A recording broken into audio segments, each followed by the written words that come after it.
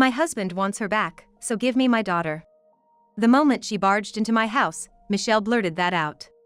Michelle was the wife of my son, Alex, but as soon as Alex passed away, she found another man and left the house. What she left behind in our home was my granddaughter, Lucy. I resolved to cherish the skinny Lucy for Alex's sake. It's been 4 years since then. Now reappearing in Lucy's life, Michelle argues. I am her mother, so it's only natural that I take Lucy back. But Michelle abandoned Lucy once. Even if she demands Lucy back now, I can only feel distrust. I hugged Lucy close and glared at Michelle. I can't trust Lucy to someone like her. My name is Jennifer Brooks.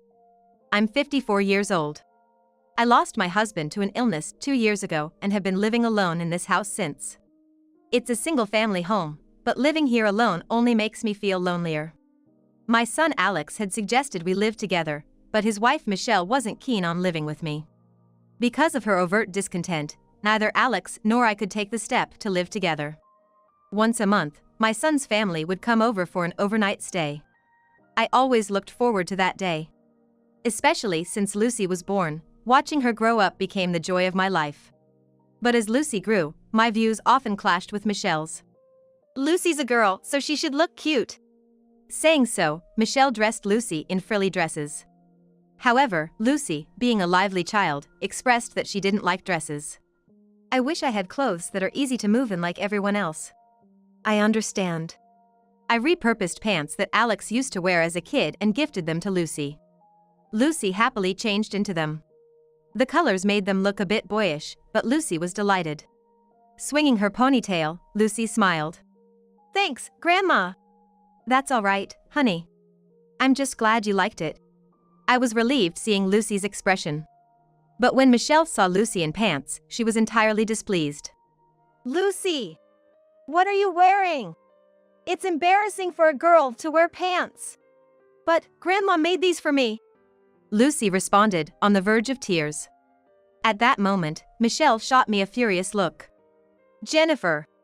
Please don't meddle. Meddle? She just wants to play comfortably, what's the harm in that?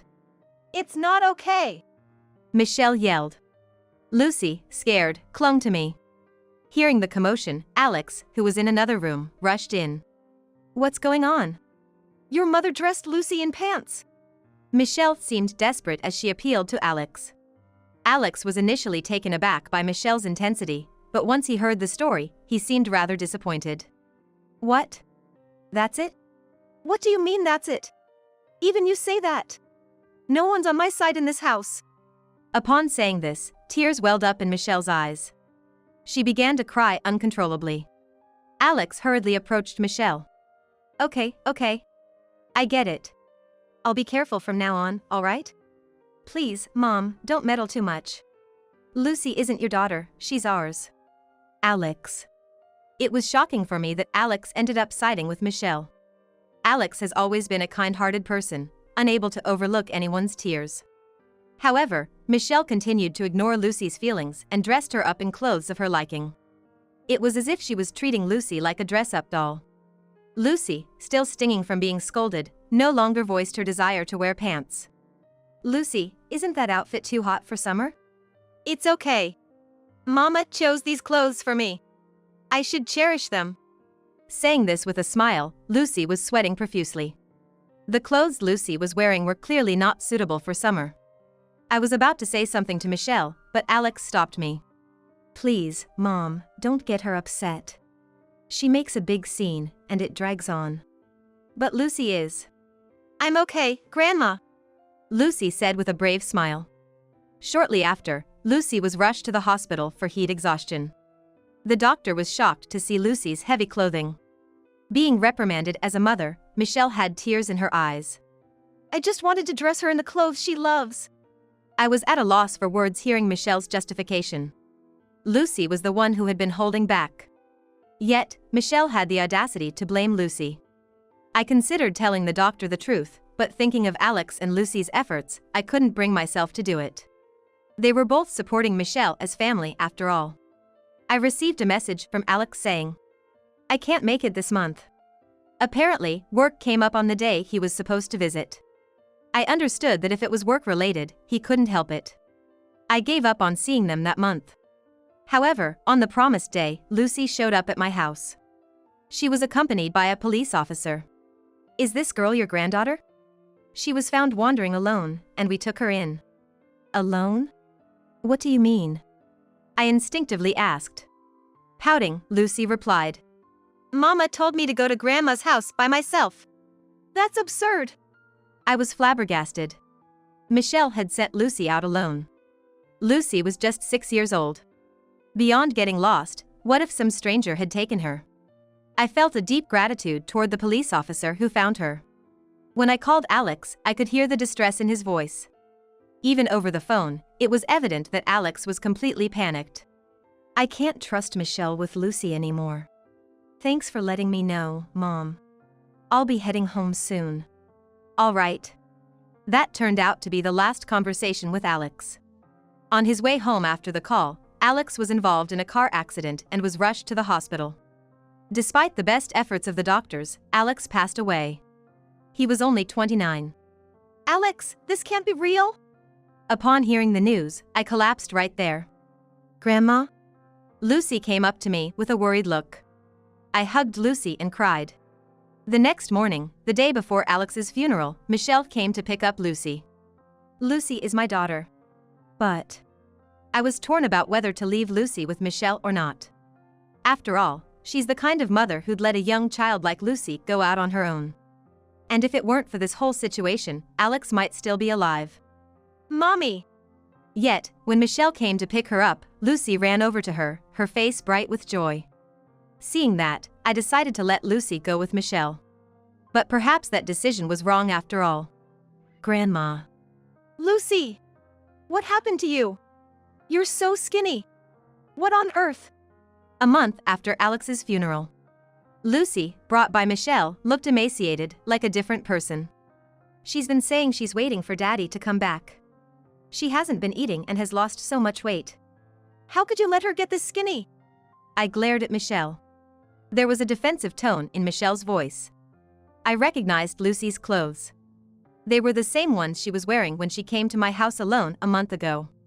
Come to think of it, Lucy didn't show up at the funeral, and I had been worrying about how she was doing. My worst fears had come true. I thought maybe if you cooked for her, she'd eat happily. "She's more attached to you than me." "What are you talking about? You're her mother. This is so irresponsible." I reprimanded Michelle. Michelle looked down, her eyes sulking. "Anyway, you should stay at my place tonight." "Lucy, is there anything you'd like to eat?" "Curry and rice," Lucy replied in a feeble voice. My heart ached hearing her soft tone, but I nodded in agreement. "Curry it is, got it. Well then, Grandma will make some curry for you tonight." "Okay." Lucy finally showed a smile. Michelle was still sulking, looking out the window. The next day, both of them are gone. I wonder if they went home. I pondered with a tilted head. Leaving without even a goodbye, Michelle is so thoughtless. I was a bit annoyed, but my frown quickly turned into a wry smile. It was a joy to spend time with Lucy after so long. But to see her lose so much weight in just a month. Her clothes were wrinkled, making me wonder if she had been denied a change of clothes. Then, at that moment, "Grandma, Grandma! Lucy!" Hearing Lucy's voice, I hurriedly went to see her. She was crouching down by the front door. As I approached, she looked up at me. Her face a mess of tears and anxiety. "Mommy said I should live with you from now on." "What in the world?" I was overwhelmed with disbelief. What on earth was Michelle thinking? I had previously doubted whether she truly cared for Lucy. But to think she would just abandon her own daughter like that. I called Michelle. "The number you dialed is currently unavailable." Darn it. It seemed Michelle had moved out and was living somewhere else on her own. I was at a loss. But I couldn't just leave Lucy alone. She's now my only family. I decided to take Lucy in and raise her. For years passed since then. "Grandma, I'm off to school." "All right, be careful, honey." Every day, I would watch Lucy with her backpack head off. Since that day, I've treated Lucy as if I were her mother. Thankfully, Lucy quickly adapted to her new life. After seeing Lucy off to school, I would work a part-time shift at the local grocery store. While ringing up customers and thinking about Lucy, my cell phone rang. Handing my duties to a coworker, I answered. Hello? Is this Jennifer? My heart skipped a beat. It was Michelle, who had been missing. What do you want, calling out of the blue? Well, I got remarried. Excuse me. Unable to contain my anger, Michelle continued in her usual oblivious tone.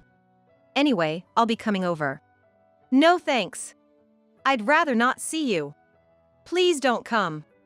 I made my stance clear. The call ended. However, that evening, Michelle appeared at my house. Lucy, who had returned home, looked frightened seeing her mother after 4 years. I comforted Lucy as she clung to me. Observing us with a bored expression, Michelle finally spoke. The words that came out of her mouth left me dumbfounded. My husband wants her, so give my daughter back. I glared at Michelle, holding Lucy close. What are you talking about? When I told my new husband about Lucy, he said we should take her in. I mean, I'm her mother, so it's only natural, right? I was flabbergasted. Michelle had abandoned Lucy and left. What did she think she could demand now? Lucy began hesitantly. Michelle looked at her expectantly. Lucy, it's been a while. Do you remember me? Who's this lady? Lucy questioned with a puzzled expression. Michelle was stunned. Lucy! I'm not just some lady. I'm your... My mom is my grandma here. I don't have a birth mother anymore. Lucy spoke boldly. She decisively rejected Michelle. 4 years had passed. Lucy had turned 10. She had matured mentally, and most of all, her distrust towards her mother probably gave strength to her words. That's the truth, Michelle. It's you, isn't it? You must have poisoned her mind against me. Lucy, you don't need to try and please her. It's how I really feel. Lucy shot down Michelle's coaxing tone. I used to always try and please my mother. But not anymore. Grandma showed me I don't have to live like that. Lucy said this, looking at me. Her eyes were filled with warm trust. I felt tears forming. The love I had shown Lucy over the past 4 years was genuine. She understood that. Please go away, I don't know you, ma'am. Lucy, are you serious? Michelle, you're being pushy. You get it, right? Just give up and go home. I won't. Michelle shouted like a petulant child. I promised my husband. I said I'd bring her back for sure. You can't keep forcing Lucy to deal with your selfishness any longer. Hearing Michelle's childish reasons, I finally let out my anger. I can't trust someone like her with Lucy. Lucy is my family. I will protect Lucy. Go away. You're not her mother. You're just like a whirlwind, recklessly affecting everyone around you. That's not true. She's my... Michelle continued to rant. Just go, ma'am. Lucy said, looking exasperated. If you're scared of getting scolded for not taking me with you, I'll call and tell them directly. With that, Lucy stood up and approached Michelle, grabbing the smartphone from her before she could react. Lucy! Stop! Let's see, this one, right? Hello? Despite Michelle's shrieks, the call went through. And a surprisingly young man's voice answered. Hello? Hi, are you Michelle's husband? It seemed Lucy could handle this on her own, but I took the smartphone from her just to be sure. I informed the man on the phone. I'm Michelle's mother-in-law. I heard you married Michelle. Congratulations. Thank you. He sounded rather awkward. Understandable. Dealing with your wife's ex-husband's mother would be challenging for anyone. I decided to get straight to the point. The girl who called you was Lucy. The child you've been wanting to take custody of, right? Oh, that's Lucy? His voice showed clear surprise. Could you let me talk to her a little more? If I can clear up the misunderstanding about Michelle, I think she might come with us. Misunderstanding? I chuckled. Misunderstanding. So that's how Michelle had explained it. I began to clarify the so-called misunderstanding. Michelle made Lucy wear heavy clothes in the middle of summer, risking heat stroke. She even let Lucy, who was only 6 years old, go out alone, causing her to get lost. All of these are true, not any misunderstanding. Stop it! Don't feed him lies! Michelle tried to grab the smartphone back. But I continued before she could. The reason I live with Lucy is that Michelle abandoned her at my house. After that, no word from her. It seemed strange when she suddenly contacted us now. That's not. The man on the phone was speechless. He probably didn't want to believe that his wife had done such things in the past. I sighed and said, "Do you still think Michelle is fit to be Lucy's mother?" "She's lying. She just doesn't want me to take Lucy." "That's not the point, Michelle." His voice sounded tired. "Why did you leave Lucy behind all this time, Michelle? Is it because everything your mother-in-law is saying is true?" "It's not. She wouldn't give Lucy back. That's why." "That's enough." With an exasperated tone, he seemed ready to end the call. "I'm starting to think marrying you was a mistake. Let's talk about our future together later." "Wait. Are you saying you want a divorce? You're kidding, right?" Michelle cried out in agony. Beside her, Lucy watched intently. For a 10-year-old, she had an incredibly composed and cold expression. "You should leave now, Michelle," I said quietly. Michelle glared at me, her face still in shock. "How can I leave? I'm taking Lucy with me to prove to my husband that I'm right. I've always been better off than Alex, in every way. Don't badmouth my son." My anger, which had been subsiding, flared up again. "It's not about who's right. Lucy has faced danger numerous times because of you. When she first came to my house, she was so malnourished we had to take her to the hospital. That's because Lucy wouldn't eat. Mom stopped making meals for me. I was left alone since she didn't come home." "Lucy! Don't say unnecessary things!" Michelle screamed hysterically. This woman truly only thinks of herself. That's what I thought. "The doctor said you've been neglecting your responsibilities as a guardian. If I had raised my voice back then, you'd be in jail by now." "Don't lie. That's terrifying." "What's terrifying is you." I spat out the words. I noticed Lucy shivering beside me. It was a mix of anger and fear. But before I could say anything, Lucy spoke up. "Please leave. Or I'll report everything you did to me in the past to the police." "Lucy, how could you?" Michelle must have remembered her past actions. She turned pale, got up, and stumbled out of the room. I stood up and followed her out. Only after seeing Michelle leave the house did I breathe a sigh of relief. "She's gone?" "Yes, you did well, Lucy." I was so scared. Lucy hugged me. I patted her head. She's grown taller since the day I decided to take her in, and her once too thin frame is now filled out. She looks like any other child now. It was proof that she had escaped the cruel treatment from her mother. A few days later, a man claiming to be Michelle's husband came visiting with Michelle. Luckily, Lucy was at school. "I'm sorry for my wife's behavior." "It's okay. It must have been tough for you, even if you didn't know the whole story." Michelle looked uneasy, her eyes darting around. To her, the man said, "Michelle, apologize." "I don't want to." "Well, it can't be helped then." The man pulled out a piece of paper from his pocket. Seeing it, Michelle began to tremble. I saw it too. It was a divorce lawyer's business card. The man truly was disappointed in Michelle. "But we talked about this, you said we wouldn't divorce." Michelle desperately clung to the man. But he coldly said, "I can see now. You can't even care for your own daughter. I can't go on with someone like that." "You! Michelle, enough." I scolded her. I used to be her mother-in-law after all. I couldn't stand to see Michelle's behavior. Have you ever thought about others, even for a moment? Think about how your husband feels right now. "Stop preaching. Please, reconsider." Michelle tried her best to charm him. He must have fallen for it once. But now, he knows her true nature. No one in the room was fooled by Michelle's act.